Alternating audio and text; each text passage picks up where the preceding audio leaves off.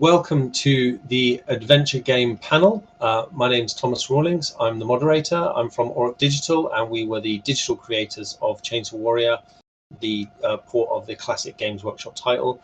And I'm joined by an illustrious panel of fellow developers. It would be great if you could all introduce yourselves too. Dean. Hi, hello, yes. My name is Dean Woodward, or Woody as sometimes I'm known. I'm the executive producer on Armello, which is a digital card and board game. Came out a couple of years ago now, but it's still kicking along. And we're down in sunny Melbourne, which is not so sunny this morning, but hello, hi. Brilliant, thank you and welcome. Morgan? My name is Morgan Jaffit. I was the creative director and studio founder for Defiant, who created Hand of Fate 1 and 2. And those are card games that come to life, heavily inspired by our love of board games. You play your way through a dungeon that's built up out of individual cards that you collect and dealt. Brilliant. And Greg? Yeah, my name is Greg Shives. I'm the lead developer at Antihero Studios, and we are in charge of the Lord of the Rings adventure card game. Wonderful, thank you. And Carl? Hi, I'm Carl Jackson, co-founder and lead designer of Nomad Games, most well known for our digital adaptation of Talisman by Games Workshop. Well, welcome all, and I think kicking straight off into it, I think when I think of adventure, and obviously, you know, you can see this in the structure of Chainsaw Warrior if you played it.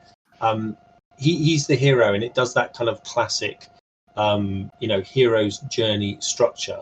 I.e., there's a kind of like he's the hero. There's this thing in Chainsaw Warrior. It's New York, and then along comes this strange creature, darkness, and it starts to warp the reality. And so it's the hero's journey, and things become different. I mean, what do you all see as the kind of main things that project the idea of what an adventure is? I can start it. No, go for it. Sure. Yes, I was just going to say, I think it's adventures are almost story generators, aren't they? It's a feeling of going on a path or a hero, creating a story as they go. It's kind of what that word adventure is, isn't it? It's just going on an epic journey from beginning to finish and wanting to play over and over again. I think Chainsaw Warrior captures that. Go ahead. Yeah, it's with Armello, the game always ends the same. The king always dies at the end via various means. So really, that adventure is that that block of that start till the end, because you know how it's going to end, sort of roughly as well. So we it's operating in that little board game space, that little digital space between game start and game end, and and I guess all the twists and turns in there and stuff. And it's the journey that counts and all that kind of cliche stuff. Live, love, laugh. Namaste. Yeah, Woody, you look like you wanted to jump in. Sorry? So the thing I'll say for us is that adventure kind of works both mechanically, but also as a genre. And one of the things that Hand of Fate draws really heavily on is the genre conventions of what a fantasy adventure means, right? So we have stuff that feels like it's pulling from Lord of the Rings. We have stuff that feels like it's pulling from Dragonlance, and all of those encounters that you might get in a game book adventure from the 80s. We distill each one down into a single card, and then those cards are shuffled together and laid out. And like Woody, we've got a start and an end that is predetermined. You start every dungeon map at the start, and you're working your way to the end to defeat a boss. And story really is what happens in between. Because we're a roguish game, I don't like to say roguelike because I get in trouble for that, but there are roguish elements, and you're rebuilding a deck and restarting each time. And what that means is that you'll encounter the same encounters in different contexts as you run through each of those. So yeah, for us, the genre of adventure lets us lean into things. When you meet an elf maiden in the woods, you already have some context around that from everything you've seen in fantasy media and in other fantasy games and books and movies. Great. I wondered if you wanted to come in on that, Greg. Yeah, I think for us, because it's card driven, we try not to base the adventure around necessarily the story per se. So for us, it's pretty much create this location, present the character with some things, or the player with some things right off the bat, and really establish what that conflict is going to be. That can change depending on what we assign for that playthrough. And so for that kind of sets up the adventure, and really base the multiplicative card play is kind of what unfolds. And so it's different kind of every time that you play through. Yeah, I don't know if you wanted to add anything at the end of that, Carl. Yeah, I just reminded myself of a story we heard from a customer once who said he used Talisman as a kind of bedtime story generator for his daughter. He was reading stories to his daughter. And he felt like adventure games and digital adventure games were a great way for him to connect with his daughter and also take her on an imaginative journey, just before she goes to sleep. So that's that sense of adventure. If we can get that across in digital games, that's amazing. Just that made me think. Just a quick thing then. Where do you think the story, the adventure story, is being created? Is it being created in the game, or is it being created in the head of the player? For us, 100% the head of the player. I mean, that's one of the great things about you getting to use text. So we combine text with kind of woodcut style imagery with 3D graphics. So when you go into combat, it's all fully rendered out, and you're in there and you're moving around and you're doing all the video game things. But when you're at the tabletop, it's text, a description for the card, which are kind of woodcuts, tarot style cards, and a little bit of a text description. And the wonder of that is that we can have an enormous effects budget at that level, right? Like when you're building a combat arena, you've got to build that as an actual 3D model and make it work. But if you want to talk about, the character going to sleep and being transported to far plains, having adventures there and coming back, you can do that in text, and you can let that live in the player's head. And that's definitely something we do, and it's something we do through the audio side as well. We have a character sitting at the table with you, talking to you like a dungeon master. And I'm very careful to make sure that the dialogue from that dealer is always evocative and lets more happen in the players' heads than they might see on screen. Okay, I don't know if anybody else wants to jump in on this, whether they feel their game is the adventures in the head or in the game. We like to, with Armello at least, like it's a pretty visual game. The art is the main thing. People just walk up and say, "Hey, it looks really nice." And I go, "Hey, that's a great start." But we like to give people, the little nugget of lore or story or whatever, and then let people use their minds to sort of run wild with the rest of it. So there's not so much like a heavy sort of story or lore written down stuff in the game. There's some little character bios and that kind of stuff, and little tidbits of information here and there, and we let players sort of piece it all together and I guess make their own little narratives as they go along. So there's another kind of key. So as a developer, I have done a number of games that have a kind of adventuring structure, and you definitely get this in Chainsaw Warrior. Is this kind of battle between the randomness and the pre-scripted? So Chainsaw Warrior is originally a kind of solo sort of board card game, and the way they do the structure in that is you've got a bunch of encounter events, and you have to divide the deck into 2 decks, and then you make sure you put the kind of principal encounter darkness in that end deck, and then you shuffle it all. So it definitely means the game will last a certain amount of time, but it also means that he won't be the first, the darkness won't be the first creature you meet, which would obviously make it a bit dull. But that's always been one of these battles I think I've faced in my own game design work, is like when you're scripting something to the exact degree, and you can make that experience so incredible. And I think of some of the Call of Duty sequences are examples where they've really been able to kind of go to town on giving you that experience, versus the complete randomness. There's anything could happen, which means it might be a dull encounter, but it might be the most incredible combination of things that means so much to the player because of what they've done. I suppose by its nature, cards as a structure and dice push you towards randomness. But I mean, in your own work and your own development work, where do you feel the kind of randomness versus pre-scripting comes in I'd kind of be interested in your take on that, Greg, with such a kind of classic IP. Where do you feel randomness versus pre-scripted comes in for you? Yeah, I think that sits for us in our player base. Like, so we just started a new set of content that we're releasing next month that fits more towards the narrative side, to appeal more towards, maybe people are more familiar with the movies that don't come from the living card game.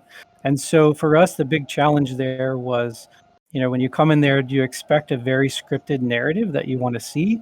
Because it helps onboarding new players, a lot easier to get through the content. But then when you look at our player base, our longtime player base, they love, that different, less scripted stuff. So we've actually been playtesting with them for our first section. But I would say for me, especially coming from this license, it's very heavily narrative, so people are coming and expecting a certain thing. So we actually try to look underneath, just a little bit underneath that narrative, so you kind of set it up, but then maybe take that if you were like a secondary character, or you were, we've even gone as far as like you're playing as a sword, in this story that people are very familiar with. But how can we open that up to give a little bit of that gameplay in between? And then you're just kind of bridging and expanding, throughout that, to bring it back to maybe more of a linear style. But we're lucky in the fact that we have that license that, if somebody knows that this, particular, adventure is going to be in Rohan, a lot comes with that, right? So we can bring a lot of that, onboarding as well from the story, and then kind of go from there. But it's definitely a challenge we constantly go against, of scripted, especially with cards and this whole play set, that can do whatever players want.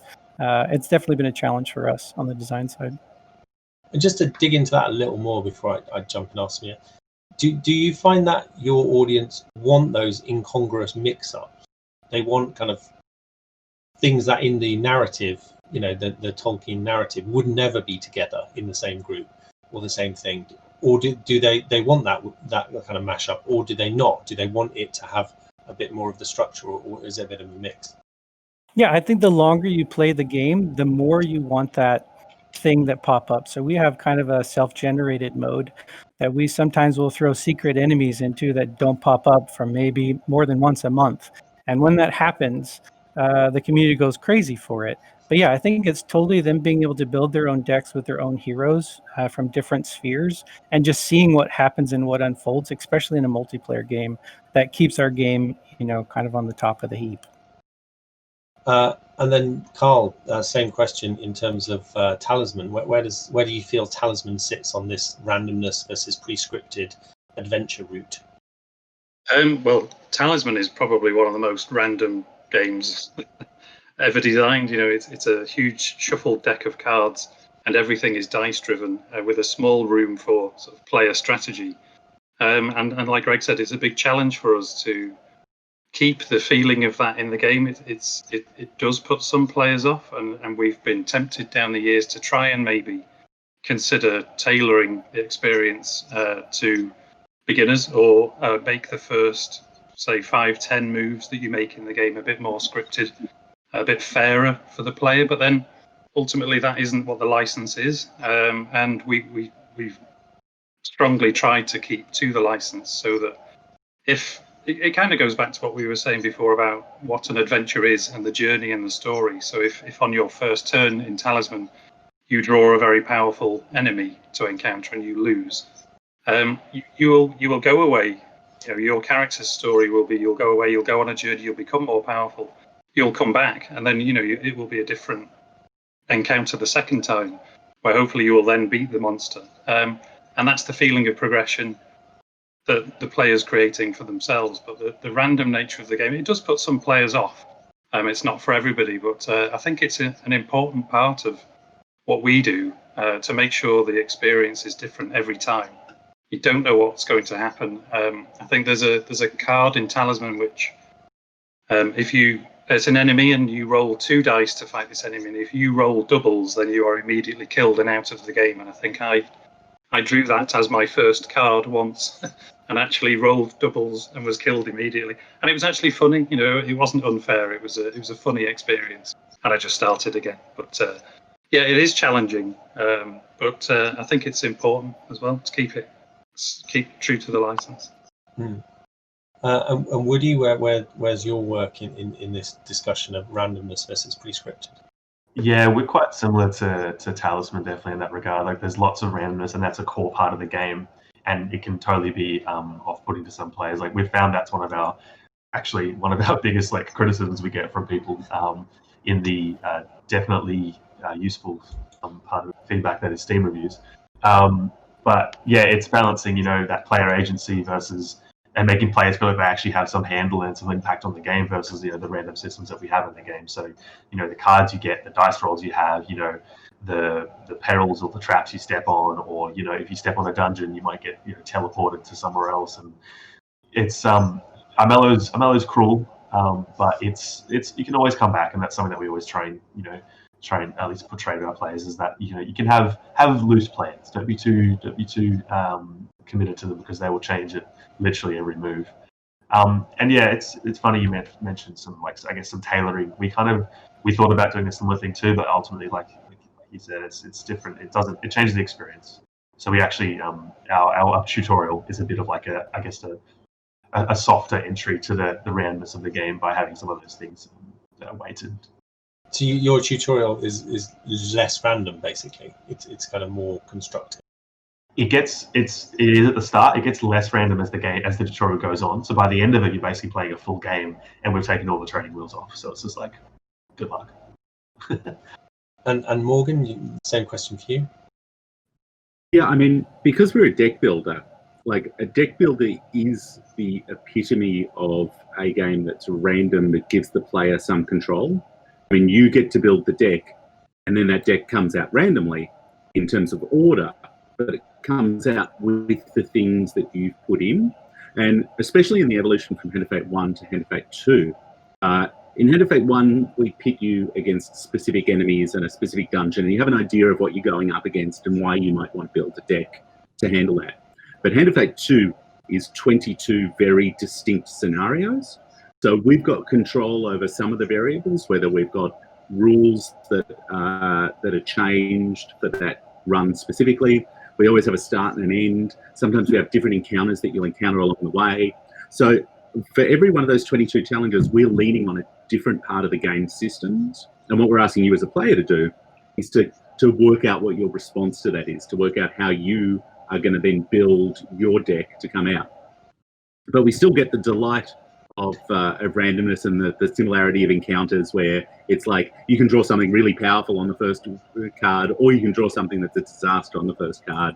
And both of those, as Carl said, both of those really contribute to the player story that they're building in their mind and their own narrative and their own excitement. So that's a positive. Because we use cards in the game, we're very concerned always about treating that deck of cards like a real deck of cards. We don't do any stuff like under the hood shuffle around the cards so that the next one is the right one. We're always, we shuffle that deck and you see cards come off the top, and if you get the encounter that says draw the next weapon, we'll flip through the cards till we get to where the weapon card is. And in that way, I think we build a sort of trust around our randomness, which where the players trust that even though it's random, we're above board. We play by the same rules that they are bound to, which is important, I think, when you're doing random stuff. As an interesting question to everybody, I've worked on quite a few games which have got dice and randomness system cards in. There's always complaints that it's not truly random. Like, why did I draw this card this number of times around? I'm interested. Have you all had that same complaint where there's a convince that their particular version of the game, it's not been fully random? And now is anyone willing to confess that no, for that particular player they did set it up so they got all the bad cards? Yeah, I mean, we definitely find players, and we like to pick on them and make sure they get the worst cards. It's something that we definitely do. No, I mean, that's the nature of randomness, right? Sometimes you feel like you've been dealt literally a bad hand, or you're feeling, like you've been given the black mark, and all you're getting is the terrible stuff. But that's just it. We have people complaining like, oh, I had 50% chance on this quest and I've lost every time. It's like, hey, I guess that's crazy, right? I guess that, Sid Meier has a really interesting conversation about this, right? Which is like, if you say that you've got a 75% chance to hit something, you miss twice in a row, people think that's impossible. And it's not. It's statistically, I can't do the math off the top of my head, but it's statistically not that unlikely. And across all the games, it's going to happen quite a lot. But people have a real hard ability to understand both randomness, but randomness at scale. That's not how our brains work. We want to put patterns on things.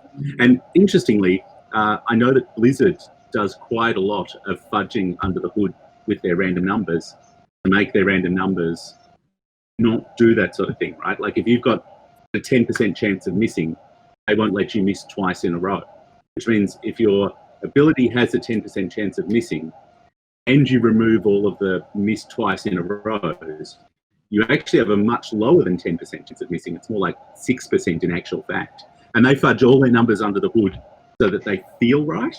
And that ends up with far less complaints, but far less actual adherence to the numbers. Because that's what he says, you get these long chains. You can have a 50% chance of something and fail 6 times in a row. That's what numbers do. So yeah, I think it's interesting. You're always going to get complaints, but some of it has to do with how you surface those numbers. And we don't surface any raw percentage chances anyway. So we give people less ability to put those things together. Yeah. So I was going to jump onto another one, like about how many players you've got, and I think this is a key thing with board game.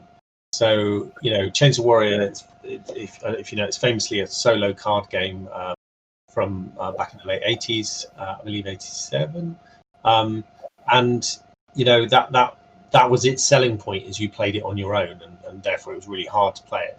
But I notice across the games that we're representing here and the games we played, there's a range of play numbers. So, what do you feel works well for an adventure, for your own work? Is an adventure by its nature the solitary hero? Is it the party adventuring, the cooperative game, or is it the head-to-head? Is it the clash of, the clash of heroes? Let's start with Talisman. Talisman, obviously the board game version, very much is the clash of heroes, but you have expanded on that in the digital version. Yeah, I think obviously you can play our version of Talisman on your own against AI players, but I tend to find that Talisman is a very long game.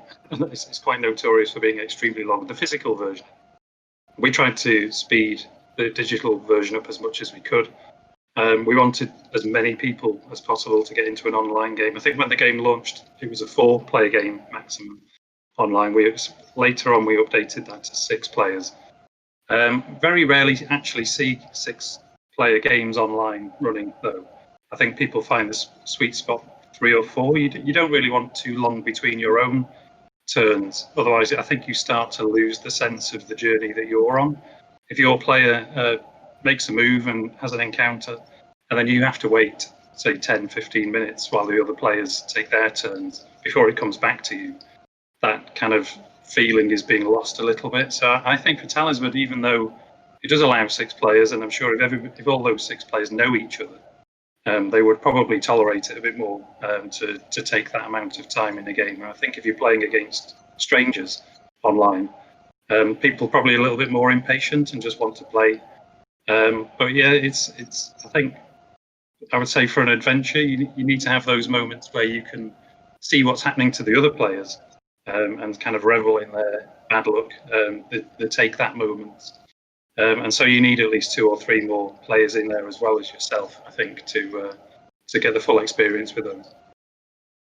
And Morgan, where are you on the what's your sweet spot for player numbers?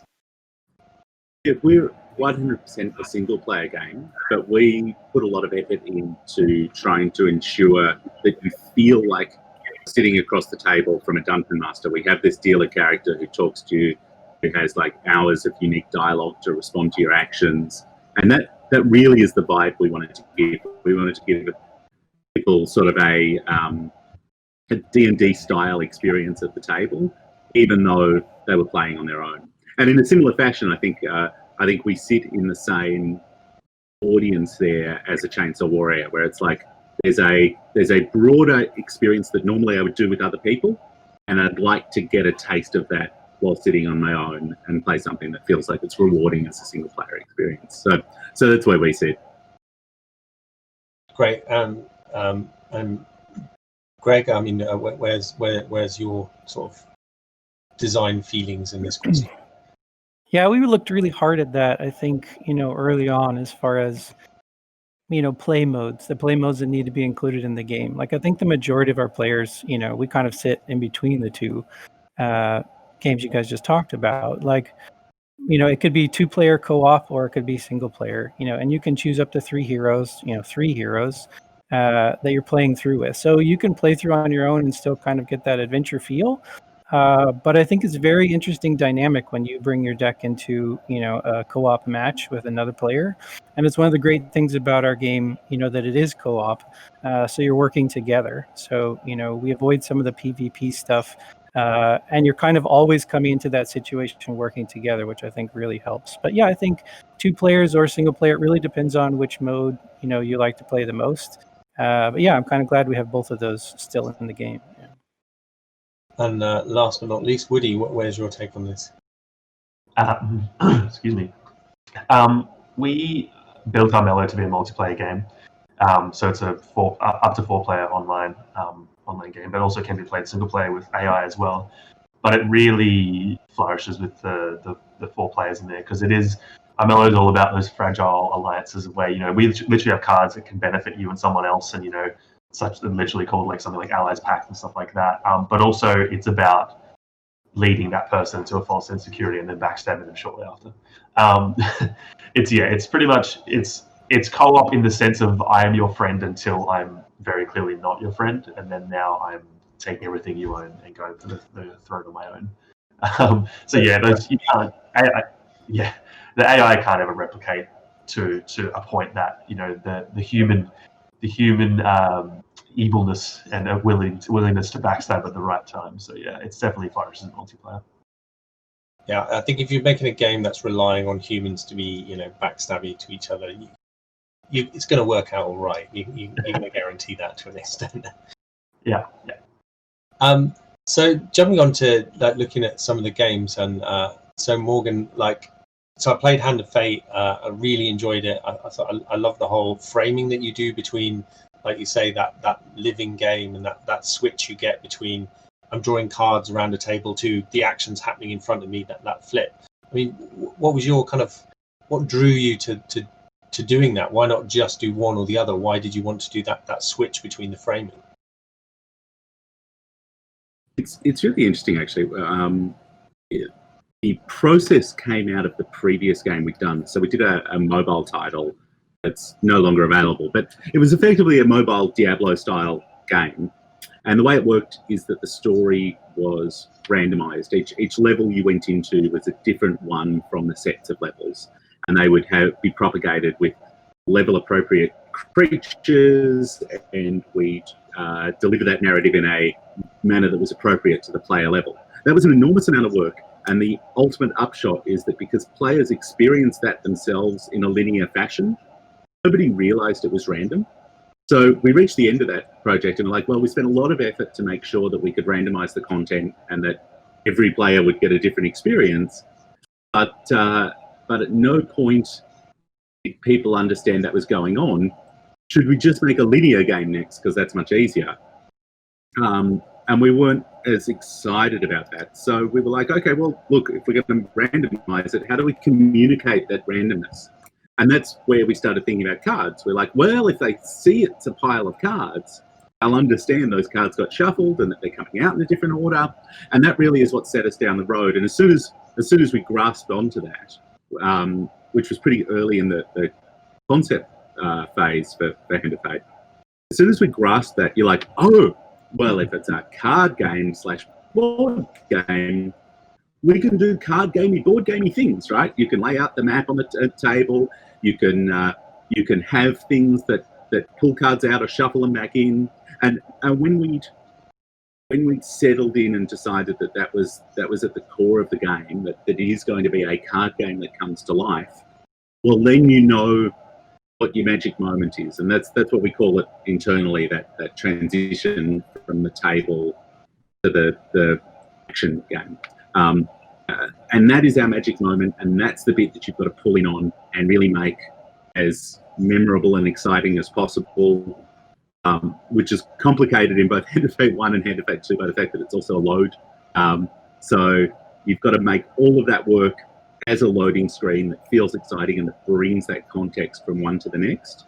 But if nothing else, that was the part of the game we always wanted to say, absolutely, if nothing else, the moment you hit that, you'll understand what our game is about. And we saw this at trade shows all the time.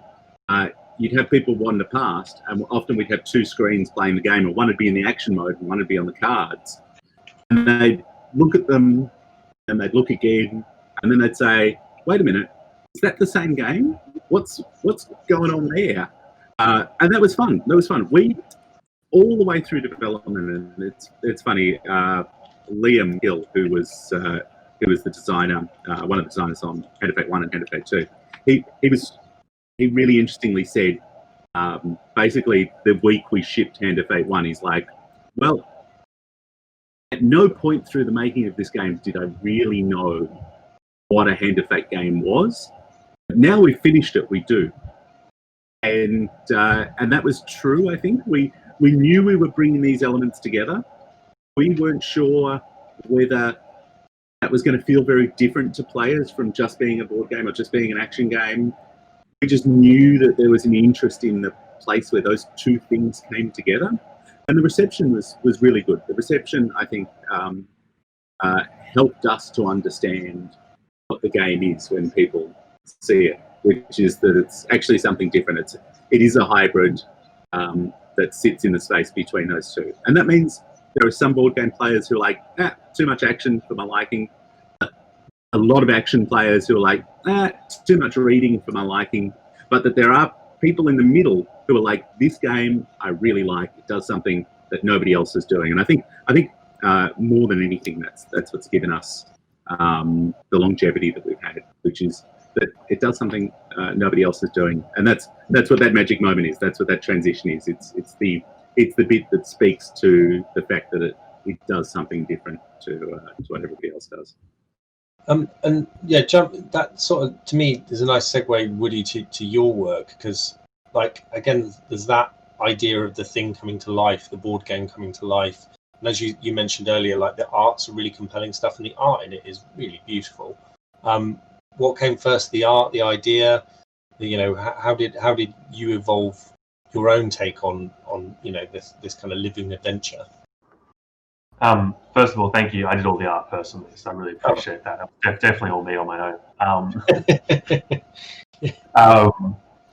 Originally Armello was going to be a tablet game, and the three founders of the company were actually working on the side, and they literally made like a physical board game version of the game. So it was definitely working out, I guess, the board game mechanics of it and how they wanted to then take that into a digital space, which is obviously, we can make it all look pretty and nice. One of our founders and our art director, Ty, has a fantastic mind that I dare not dive into because it's also scary. But he does an amazing stuff and really did an amazing job directing the art and the style for Armello. But yeah, it was for us. It was bringing that almost like a old sort of European story tale to life in a board game sense. So it's all castles and majesty and that kind of stuff, but with a deep corruption sort of seeding through and taking over the land as we go. Out of interest, where does the name come from? Because it's a really interesting name. I think they just made it up. I think the founders just made it up one day. I think they were just like, let's make up a word that sounds cool, and then that was the one. Yeah.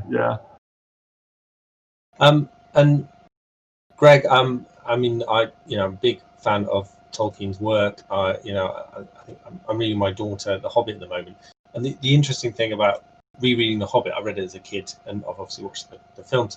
Rereading The Hobbit at the moment, one of the things that really struck me about it is just how it sets the whole standard on an adventure. A group of people come together they've got a quest, they're off. They go off on that quest. A series of adventures happen to them. They are changed by that, and at the end of it, well, they succeed. I'm not spoiling The Hobbit for anyone. Hopefully, they succeed. But yeah, and so I played the Lord of the Rings adventure card game, and it really nicely captures that sense of journey. I thought, apart from, again, it's really well presented. The UI is great, but it really does capture that sense of progress and journey, and the kind of encounter thing that's in Tolkien's. I mean, was that the intention? Am I getting that right? Or, you know, what was your intention in creating it? Yeah, I mean, I think that like that's just the benefit of this license, right? It's like you have Tolkien as your writer, you know. So, and there's so many stories within stories within stories. Like I think what we try to do is steer away from the main hero's journey, going through the Fellowship and what they're doing that people are so familiar with, because we like to hit those at, I guess, signposts. You know, so for us developing new content, it's all about what are the stories that led into the stories that maybe most people don't know about. And that ends up turning people back to the books and back to the stories. And there's so much that he wrote, right, that wasn't included in the Lord of the Rings, right? And so we can cover Third Age. That's the section that we have. And there's like, I mean, not even from the card game itself. Like we can choose from those, but also the books. Like it's just this huge wealth of content. Now, turning that into an exciting gameplay that people, you know, are interested in, they still can have fun going through it. And it ties back to the book. Like that's our challenge. But yeah, I think it's definitely, you know, that's the way we do it. Like set out your deck, set your heroes, set the conflict, and then unfold it through these interesting environments that you can play through. And the music is fantastic in the game as well. So I think it's just a short, really exciting adventure, especially in co-op mode. It's kind of a low key, you know, it's not super action packed always. So it's kind of this low key, and I think it fits the license really well. So yeah, but it helps when Tolkien is your writer a lot. Yeah, I mean, with just on that, it's sort of because, you know, Chains of Warrior is an IP title, and, you know, I think it's nowhere near, obviously, as famous as Lord of the Rings and The Hobbit. But we did get bits of feedback from people, you know, who really care about the IP. I guess, how difficult has that been for you to navigate? Because I bet you've got the people who know the IP so well, you know, that they're like, you know, I think you might have, you know, I think you might need to look at, you know, how you're representing, you know, this character or this situation. How much of a challenge has that been? Well, lucky for us, we have access to the Middle Earth group, and so anything that we run through runs through their whole team of experts before it goes out. So we have several passes that it goes through just to make sure that those maps are drawn correctly, right? That the way you pronounce this is exactly correct. But yeah, so whether it's someone who's doing our streams or anything, we constantly get like, yeah, that's not the actual way you would pronounce it. But it also leads like that helps build your fan base as well. Like when they have that conversation in the chat during a stream, you know, they're sharing that community, you know, through the game. So that really helps us as well. So yeah, I think it's a benefit, you know, not so much a curse. And Carl, Talisman, as we're talking IP, I mean, Talisman is one of my favorite board games. I played it so much as a kid. My mate had not just the main game, he had the Timescape expansion, the city, you know, and you know, we just play it and play it and play it. Oh, the dungeon expansion as well. We just play it and play it and play it. So I was a huge fan of it. And I suppose I felt like Talisman absolutely is that spirit of adventure, beginning, middle, and the Crown of Command at the end. You know, did you worry you might lose that when you're doing a digital port? And did you feel under pressure at that point to keep that adventure flow? Yeah, I think there was quite a bit of pressure early on when we were first working on Talisman. It's actually coming up to 7 years now since we first released it, which is quite scary. We had no idea 7 years ago that it would still be selling well this far down the line. But the pressure was there because we knew there was another developer before us had tried to convert Talisman digitally, and it didn't pan out for those guys. So we ended up with the license. We did feel that pressure to get something right, as though people had been waiting for it for a few years. I personally first played Talisman around about 1990, I think it was. and I absolutely loved it. Back then when I was younger, board games were just Monopoly and Cluedo and Guess Who, and that was it really. We really are in a golden age of board games now, but I think Talisman was one of the early kind of indicators of where things were going. It kind of shows its age slightly now, I suppose, but that for some people that's the charm as well. There are certainly much better designed games now coming out, and I think that's from people who've probably been influenced by Talisman as they were growing up. You have to take that back. Talisman's a brilliantly designed game. How dare you? How dare you? Yeah. Well, the original designer, Robert Harris, came to see us about 5 years ago just to see how things were going, and I had a really good chat with him.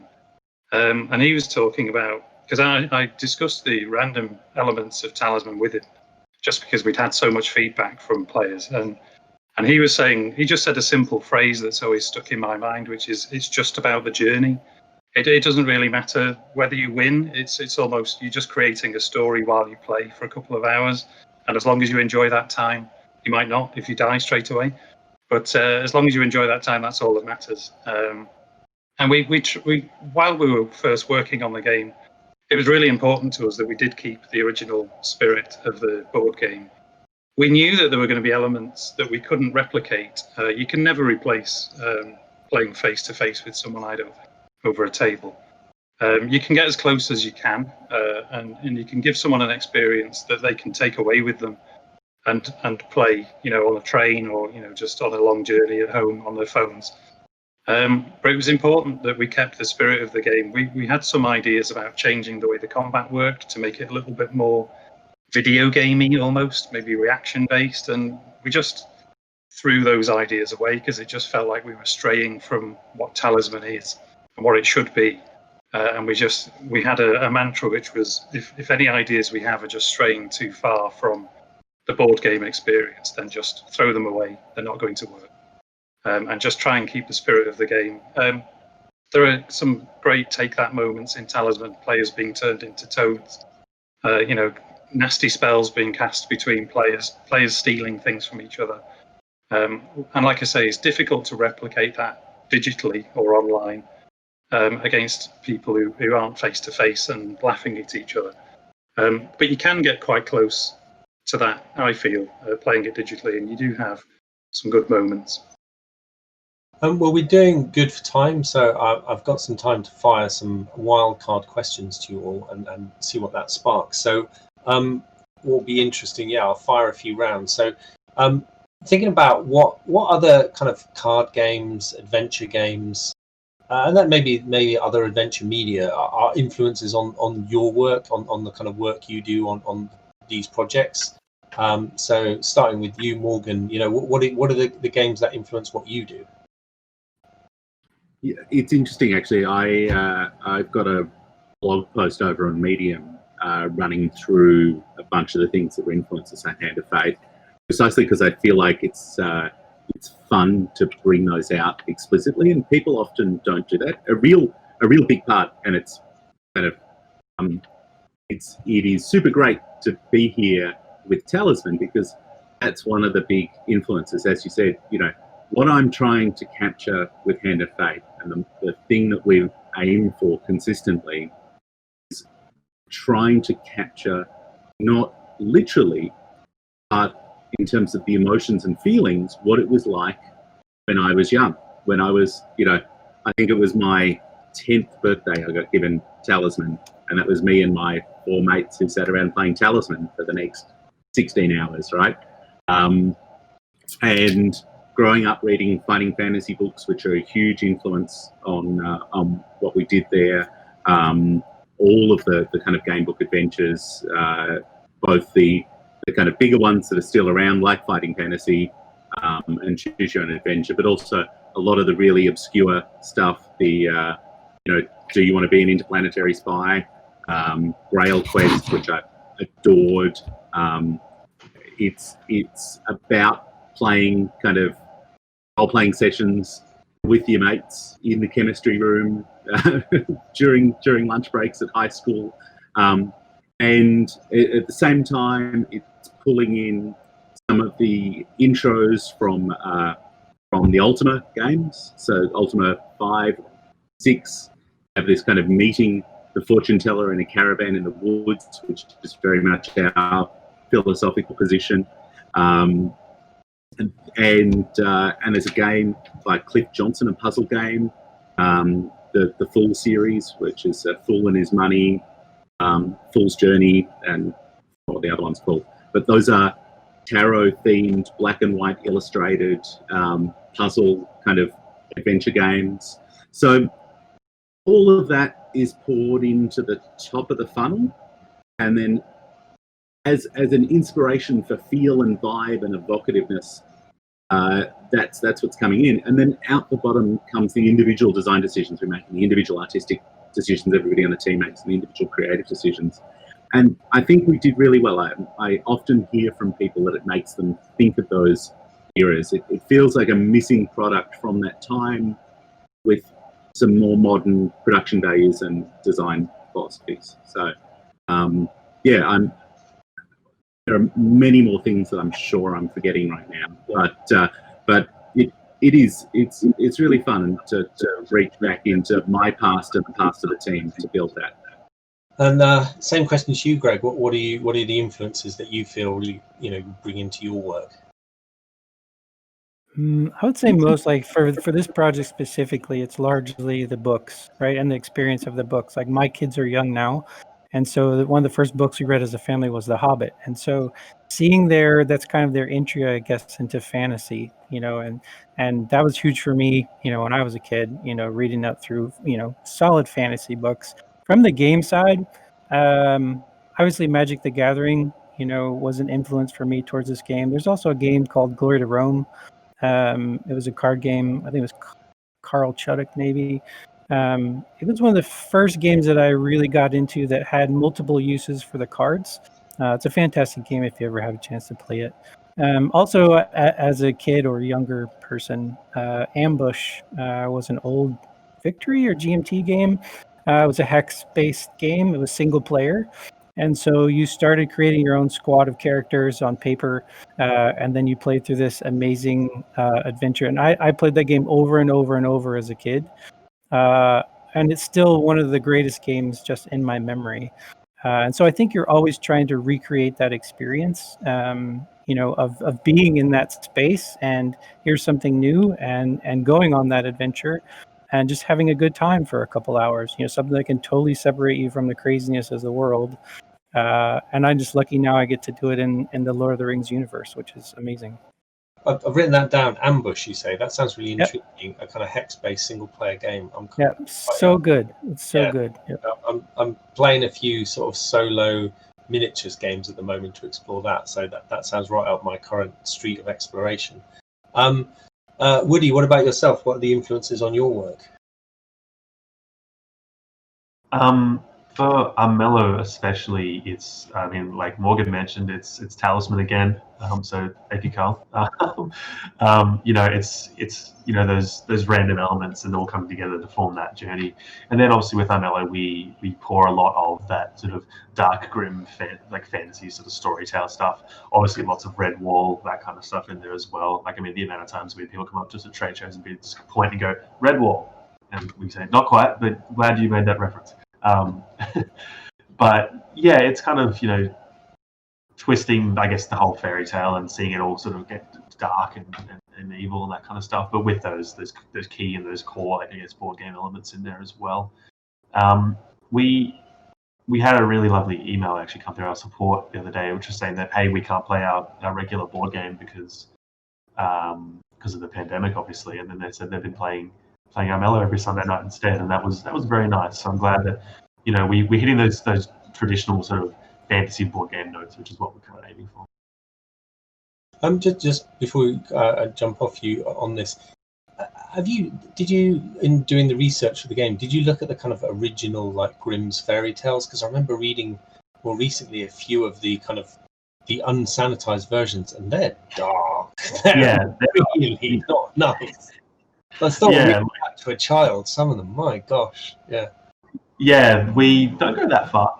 There's definitely some elements of that and that kind of stuff, but it's it's more the classic themes of evil. It's the dark side versus the light side and that kind of stuff. It's the big evil that's sort of coming, opposed to the individual atrocities committed by certain perverse individuals. So, yeah. And same question for you, Carl. What are the other influences other than Talisman on your work? Well, I mean, just before I answer that, just like a follow up to what Woody was just saying, we've also received quite a few sort of comments from customers recently about how they've been using our games to keep in touch during the pandemic, which is amazing, really.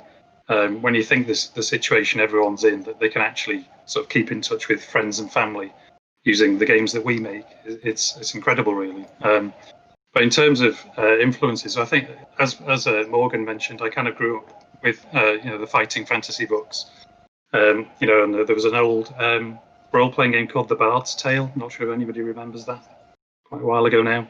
And it was just some medieval fantasy games that just blew my mind at the time when they first kind of came around, sort of early mid to late 80s, not that old, late 80s.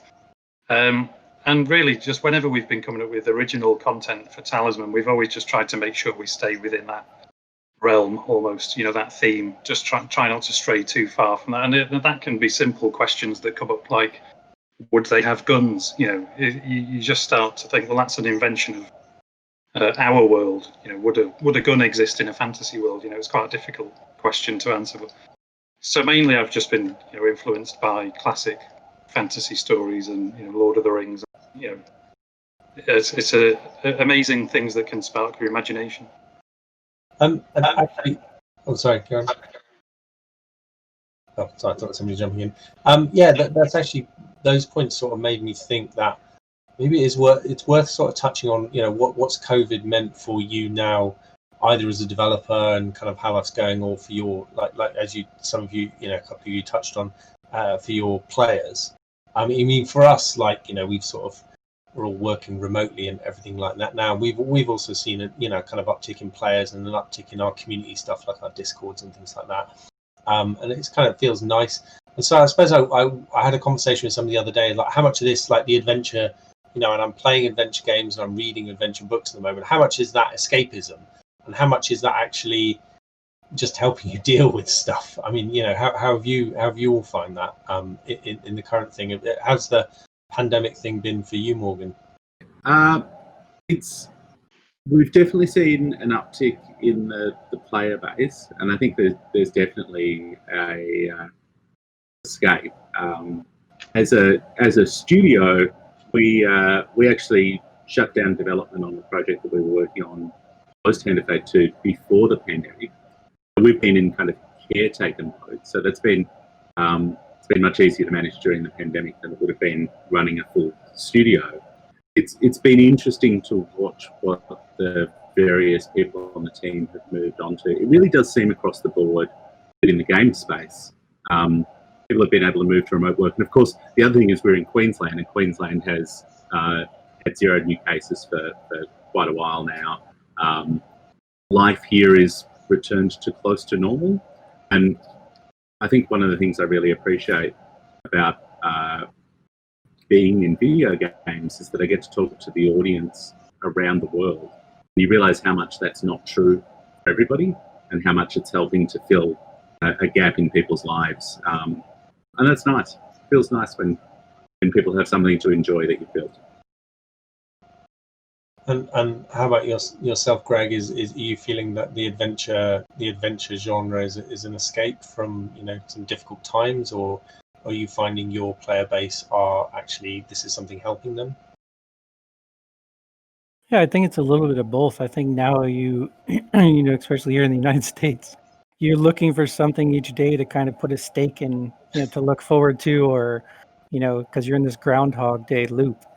So yeah, I think, whether that's movies or games, you're starting to see, media play a huge role, and just kind of, I guess, what you would expect books to do in the past, and I'm sure they probably are still, but it's an accessible escape, and if that can be social, and you can't be social in your regular life, like we're definitely seeing that across the game. Like our multiplayer games are much higher now than they were in the past.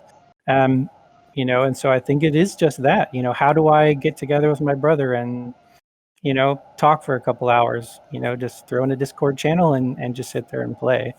And for us, like, you know, we're a small studio, so we're all remote and we've kept work going just as it was. But my kids, I have 2 kids and they're taking their school, you know, here in my office with me. I'm the only one here in the office. And so it's been this different, you know, like obviously we're working super hard and they're working super hard, but it's, I don't know, it's just this different thing of your family is here, you know, right with you as you're working. So my kids, you know, now understand a little bit about what we do each day. But yeah, I think our communities have been much more, you know, active through the day, you know, on Discord or wherever. And yeah, I think games are doing a lot to help people get through this. Yeah, I found that's kind of quite an interesting thing where games have either gone from being, you know, in certain sections of press and society, something a little bit demonized and to be scared of or seen as trivial or frivolous, to now suddenly being actually, no, this is really helpful. Like these are helping us deal with it. I think that's been a nice understanding, because for me, games have always been something that I've used to both kind of drive me further forward and kind of inspire me and you know, the next thing, but also as a way of kind of coping with difficult times and you know, when things are harder. So yeah, I feel that's been a nice sort of structure on that.